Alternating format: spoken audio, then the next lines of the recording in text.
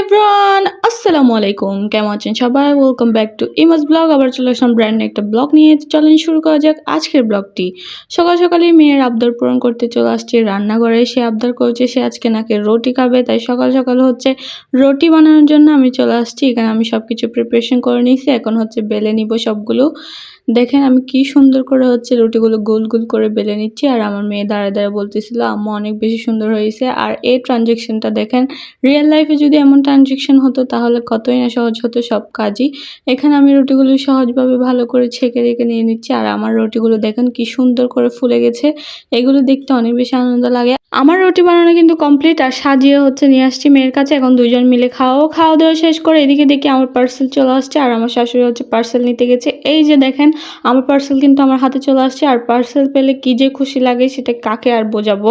এই যে দেখেন আমি হচ্ছে এখানে একটা হেয়ার প্যাক আর হেয়ার অয়েল অর্ডার করেছি, আর এই দুইটা হেয়ার প্যাক আর হেয়ার অয়েল অনেক বেশি ভালো।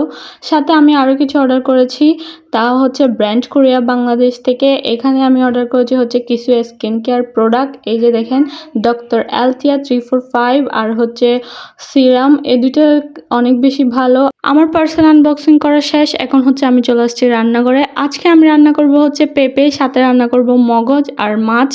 সব কিছুই আজকে একা হাতে রান্না করব। আর এইদিকে দেখেন আমি পেঁপে রান্না করার জন্য প্রিপারেশন নিয়ে নিচ্ছি। এখানে আমি 2 ধরনের ডাল নিয়ে নিচ্ছি। এখন ভালো করে সেগুলো ধুয়ে সেখানে পেঁয়াজ, কাঁচামরিচ আর টমেটো দিয়ে ভালো করে সিদ্ধ করে নিব। তারপরে হচ্ছে আমি পেঁপেগুলোকে ঢেলে দিব আর কি। এখানে অল্প পরিমাণ আমি হলুদও দিয়ে দিচ্ছি, অল্প পরিমাণ মরিচের গুঁড়ো আর অল্প পরিমাণ মশলা, তিনটাই এখানে অ্যাড করব। এই যে দেখেন আমি ভালোভাবে নেড়েচেড়ে এখন চুলাতে বসিয়ে দিয়েছি। এটা আস্তে আস্তে হোক। আর এইদিকে আমি মগজ রান্না করার জন্য প্রিপারেশন নিয়ে নিচ্ছি, সাথে আমি রান্না করব হচ্ছে তেলাপিয়া মাছ। এই যে দেখেন এটা কিন্তু বুট চলে আসছে। এখন আমি পেঁপেগুলো ঢেলে দিব ভালো করে। পেঁপেগুলো ঢালা হয়ে গেলে আবারও নিয়ে কিছুক্ষণের জন্য রেখে দিব। আর এই যে দেখেন মগজের হচ্ছে এই রগগুলো নাকি নিয়ে নিতে হয়, এগুলো না নিলে হচ্ছে অনেক ধরনের রোগ হয়, তাই মগজ থেকে ভালোভাবে এই রগগুলো বেছে বেছে নিয়ে নিচ্ছিলাম।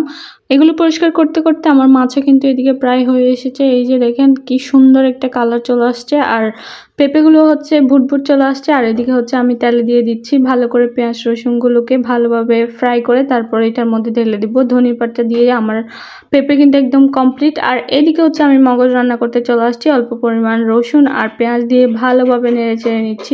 এগুলো ব্রাউন কালার হয়ে আসলে এখানে দিয়ে দিব অল্প পরিমাণে হলুদ, মরিচ আর মশলা, সাথে পরিমাণ মতো লবণ দিয়ে ভালোভাবে এগুলোকে কষিয়ে নিব। তারপর এখানে দিয়ে দিচ্ছি হচ্ছে মগজগুলো। এখন ভালো করে দিয়ে নেড়ে চেড়ে উপর থেকে আমি হচ্ছে টমেটো আর কাঁচামরিচ দিয়ে দিব পরিমাণ মতো। এগুলো দিয়ে আবারও ভালোভাবে কিছুক্ষণ নেড়ে চেড়ে এখানে উপর দিয়ে ঢেলে দিব হচ্ছে অল্প পরিমাণের পানি। আর এগুলোকে মিডিয়াম আছে কতক্ষণ চুলাতে রেখে দিব যতক্ষণ পর্যন্ত এগুলো ভালোভাবে প্রপারলি হয়ে না যায়। তারপর উপর থেকে হচ্ছে ধনিয়া পাতা দিয়ে দিব। আর এই যে দেখেন আমার রান্না কিন্তু একদম কমপ্লিট। এদিকে আমার পেঁপে আর মগজ সব কিছু হয়ে গেছে, আর টেক্সচারটা দেখেন কত সুন্দর হয়েছে, কালারটা অনেক বেশি সুন্দর হয়েছে।